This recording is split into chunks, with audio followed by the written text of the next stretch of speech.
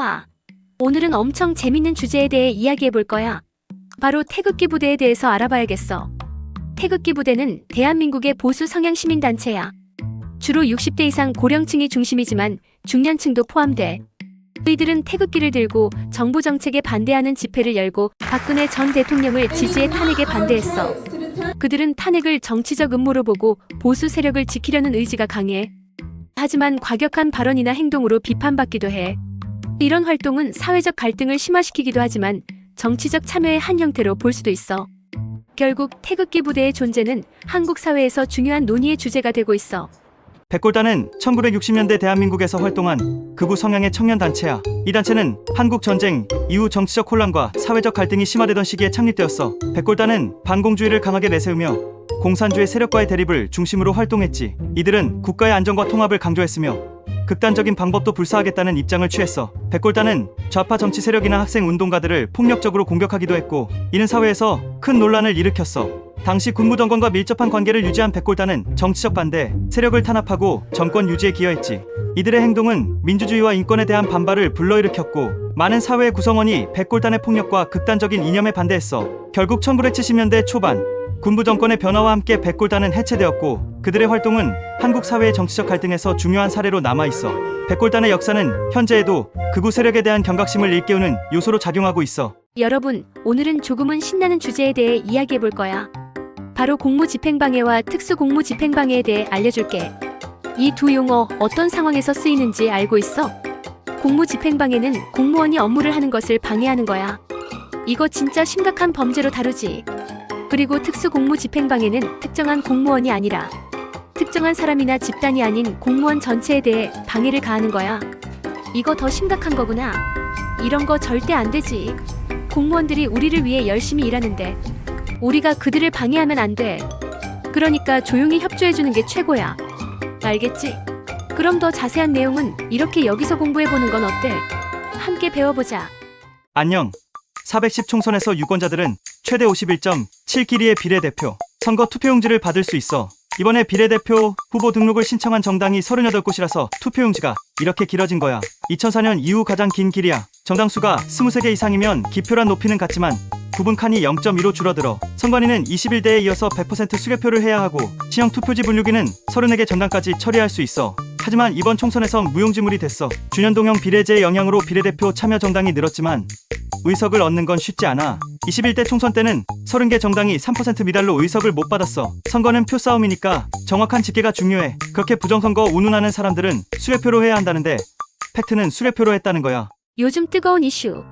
극우단체들이 외치는 부정선거 루머에 대해 알아봐야겠어.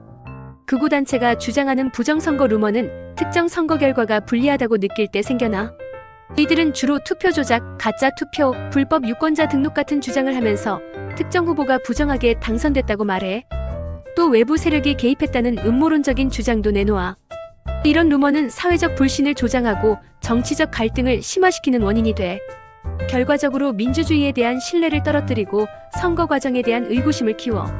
하지만 이런 주장들은 사실 확인이 부족한 경우가 많아서 비판적으로 접근해야 해. 결국 이런 루머는 사회의 건강한 논의를 방해하는 요소로 작용할 수 있어. 안녕. 오늘은 극우 세력의 서부지검 폭동 사건에 대해 간단히 이야기해줄게. 이 사건은 극단적인 정치 이념을 가진 집단이 법률기관에 반발하면서 발생했어. 정부 정책에 대한 불만이 쌓여서 폭력적인 시위로 이어진 거지. 폭동 중에는 건물 공격과 경찰과의 충돌이 있었고 여러 명이 다쳤어. 경찰은 즉각 출동해서 폭동을 진압했어. 많은 시위자들이 체포됐고 법적 처벌이 진행되고 있어. 이 사건은 사회에서 큰 논란을 일으켰고 극단주의에 대한 경각심을 높였지. 정부는 이런 극단주의를 예방하기 위한 정책을 강화하고 있어. 이 사건은 정치적 긴장과 사회적 갈등의 복잡함을 보여줘. 앞으로 어떻게 대응할지가 정말 중요해. 그리고 어떤 식으로라도 폭력은 옳지 못하다는 걸 알아둬. 내란죄는 국가의 안전을 위협하는 중범죄로 형법에 따라 엄중하게 처벌돼.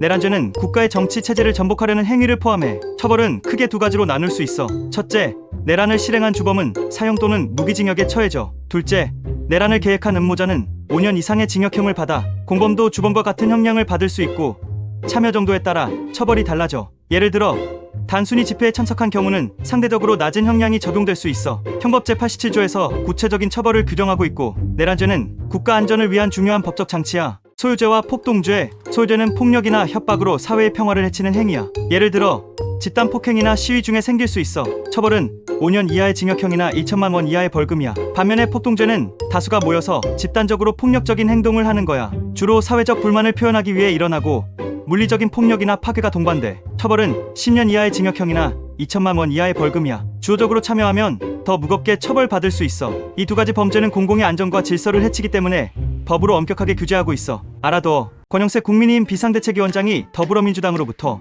내란선전죄로 고발당한 보수 유튜버들에게 설 명절 선물을 보낸데 20일 머니투데이와의 통화에서 보수 유튜버들에게 선물을 보내기로 했다며 상업적이지 않고 역할을 해온 분들 위주로 선정했다고 밝혔어. 선물은 무안군 특산품이라고 해. 이번에 선물을 받는 유튜버는 배승희 변호사, 고성국TV 고성국, 이봉규TV 이봉규, 성창경TV 성창경, 신한수 신혜식, 신남성현대 배인규, 김상진TV 김상진, 그라운드C 김성원, 김채환의 시사이다 김채환, 공병호TV 공병호 등 10명이야. 이들은 민주당에 의해 내란 선전 및 선동 혐의로 고발된 사람들이지. 국민의힘 관계자는 민주당의 고소가 남발되니 이분들이 억울할 수 있다며 미안한 마음을 담아 선물을 드린 것이라고 설명했어. 이쯤 되면 국힘은 극우를 지지하기로 선언하기로 한 거나 다름없다고 보여져. 우리나라에서 여론조작이나 댓글조작은 여러 법에 따라 처벌받아. 주로 적용되는 법은 정보통신망 이용 촉진 및 정보보호 등에 관한 법률이야. 댓글 조작은 허위정보 유포로 금지돼 최대 3년 이하의 징역형이나 3천만 원 이하의 벌금에 처해질 수 있어.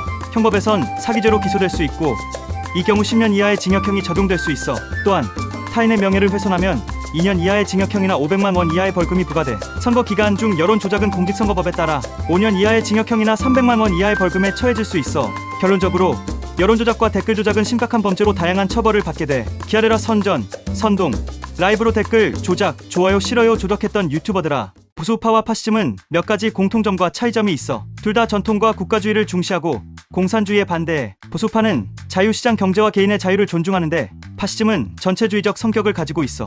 보수파는 민주적 절차를 통해 권력을 행사하지만 파시즘은 강력한 지도자에 의해 통치돼. 파시즘은 사회를 강하게 통제하고 반대 세력을 억압하는 경향이 있어. 또한 보수파는 국가 간 협력을 중시하지만 파시즘은 자신의 국가를 우선시하고 외부에 적대적일 수 있어. 이렇게 두 이념은 비슷한 점도 있지만 근본적으로 많은 차이가 있어. 자, 그럼 현재 보수파라 불리는 세력을 왜 극우라고 부르면 폄훼하는지는 그들이 파시즘과 닮아서라는 걸 알겠지? 퍼스트모바일이라는 알뜰폰 업체가 있어. 이 통신사는 정광훈 목사가 관련돼 있고 최근 집회에서 애국심을 강조하며 가입을 홍보했어. 요금제는 데이터 사지비를 제공하는 퍼스트 시니어 사지비가 월 19,800원이야. KT M모바일의 같은 요금제는 월 7,900원이니까 가격 차이가 커. 또 퍼스트 기부십 요금제는 월 38,000원인데 기부를 강조하고 있어. 가입은 전 목사가 제안한 광화문 우파 7대 결의사항 중 하나로 다른 항목으로는 애플리케이션 설치나 선교카드 가입도 있어. 이 결의를 지킨 사람이 2천만 명이 넘으면 매달 100만 원의 제3 국민연금을 지급하겠다는 약속도 했어. 이외에도 건강식품과 식료품을 파는 광화문 ON 쇼핑몰도 운영 중이야. 전 목사의 자녀들도 관련된 기업의 대표로 이름을 올리고 있어. 이런 활동들이 어떻게 연결돼 있는지 흥미로운 상황이야. 정광훈 목사의 말에 현혹되어 극우들은 장사의 한 명 혹은 다단계의 희생양은 아닐까 궁금하다. 전한길 강사가 12일 국회에서 윤석열 대통령의 탄핵 심판이 각하될 것이라고 100% 확신해 라고 말했어. 그는 이날 국민의힘 강승규 의원과 한국NGO연합이 주최한 세미나에서 국민저항권의 정당성을 강조했지. 저 씨는 민주당이 지나치게 많은 의석을 차지해서 정부가 식물행정부가 됐다고 주장하며 국민들이 불안해하고 있다고 언급했어. 그는 국민저항권을 주권이 중대한 도전을 받을 때 마지막 헌법 보호수단으로 정의했어. 현재 상황이 이를 행사하기에 충분하다고 주장하면서 내란죄가 성립되지 않는다고도 강조했지. 오히려 민주당이 내란의 주체라는 주장을 하며 언론이 윤 대통령을 내란범으로 취급하는 것에 대한 불만도 표출했어. 또한 부정선거론을 반복하며 이게 사실이라면 국회의 사내 사유도 된다고 덧붙였어. 강 의원은 참석자들에게 여러분의 저항으로 작은 성과를 얻었다며 앞으로 탄핵 각하를 위해 계속 힘쓸 것이라고 밝혔어. 이날 세미나에는 여러 국민의힘 의원들도 참석했어. 정광훈 씨가 최근 유튜브 생방송에서 전한길 강사를 비판했어. 그는 전한길 씨를 역사를 뭘 가르쳤는지 의문이라고 하며 그가 노무현 전 대통령을 존경하고 5.18을 민주화운동이라고 주장하는 것에 불만을 표했지. 정광훈 씨는 역사를 어디서 배웠는지 이해할 수 없다면서도 전한길 씨가 3.1절 광화문 집회에 나오면 감사하다고 회유하는 발언도 했어. 전한길 씨는 자신이 극우가 아니라고 주장하며 노무현 정신을 이어받아야 한다고 반문했어. 그는 26년간 역사 강의를 하며 5.18 민주화운동의 중요성을 강조했고 광주 시민들의 희생 덕분에 민주화가 조기에 이루어졌다고 말했지. 또 그는 헌법 개정 때 5.18 민주화운동을 헌법 전문에 넣어야 한다고 주장하며 이런 주장이 어떻게 극우인지 되물었어. 이 두 사람의 갈등은 역사 해석과 정치적 입장을 둘러싼 논란을 보여주고 있어. 전한길 강사가 5.18 민주화 운동을 폭동이라고 얘기하는 사람들을 비판했어. 그는 이 발언을 통해 광주 시민들을 비난하는 사람들을 무식하고 세뇌된 것이라고 표현했지. 전두환 전 대통령이 광주에서 시민들을 학살했다며 그가 사과하지 않은 점도 강하게 비판했어. 전두환의 손자가 할아버지를 학살자로 언급한 점도 이야기하면서 그 책임을 다시 강조했지. 전한길 강사는 역사 왜곡을 경고하며 광주 시민을 2번 죽이는 일이 발생하지 않도록 주의해야 한다고 말했어. 그의 발언은 보수 진영에서 큰 주목을 받으며 정치적 맥락에서 다양한 의견을 불러일으키고 있어. 이로 인해 5.18 민주화 운동에 대한 해석이 갈등의 원인이 되기도 해. 전한길의 주장은 한국 현대사에서 중요한 사건에 대한 복잡한 논의를 다시 불러일으키고 있어. 위 내용은 전한길 씨가 2024년 11월 4일 꽃보다 전한길 유튜브 채널에 올렸습니다. 전한길 강사의 주장은 편협적이고 확증 편향적이야. 그는 윤석열 대통령의 탄핵을 각하할 것이라고 주장하면서 대통령, 국무총리, 국방부 장관의 탄핵의 이유를 무시하고 있어. 그들의 행태를 제대로 살펴봐야 하는데 단순히 숫자에만 매달리고 있지. 계엄령을 계몽령이라고 주장하는 건 법적 해석을 무시하는 거고 포고령을 통해 내란죄가 성립된다는 사실을 간과하고 있어. 부정선거론에 대해서도 사전투표와 본투표, 개표 비율이 같아야 한다는 주장은 비현실적이야. 또 지기현 판사의 판결을 지지하면서 반대하는 판사들과 헌재를 내란 세력으로 몰아가는 건 지나친 비약이야. 전한길 강사는 현실을 무시하고 사실을 왜곡하며 국민에게 진실을 가리는 선전선동을 하고 있어. 이런 주장은 반박의 여지가 많고 결국 진실을 왜곡하는 결과를 초래할 수밖에 없어. 서부지법 만동사태에 가담한 16명의 재판이 열렸고 변호인단에 속한 황교안 전 국무총리가 법정에 출석했어. 황교안 총리는 대다수가 구속된 건 부당하다며 사태의 원인을 검토해야 한다고 주장했지. 서울서부지법 형사합의 11부는 특수건조물 침입 혐의로 기소된 피고인들의 1차 공판을 진행했어. 황교안 총리는 거의 90명이 구속됐는데 과도하다며 왜 이런 일이 벌어졌는지 검토가 필요하다고 강조했어. 그는 서부지법의 영장 발부가 잘못됐다고도 주장했지. 피고인들은 강제로 후문을 열고 들어간 적이 없다고 반박하며 다중의 위력을 부인했어. 변호인들은 열려있는 공용 건물에 들어간 것은 건조물 침입이 아니다라고 주장했지. 건조물 침입죄는 3년 이하의 징역 또는 500만 원 이하의 벌금에 처해지지만 다중의 위력으로 저질러지면 형량이 높아져. 재판부는 사건을 분리병합해 진행할 계획이라고 밝혔어. 망상에 빠진 황 전 총리의 변호란이 부디 제대로 처벌받기를. 윤석열 대통령에 대한 체포영장 집행을 방해한 혐의를 받는 대통령 경호처 김성훈 차장과 이광우 경호본부장이 구속을 피했어.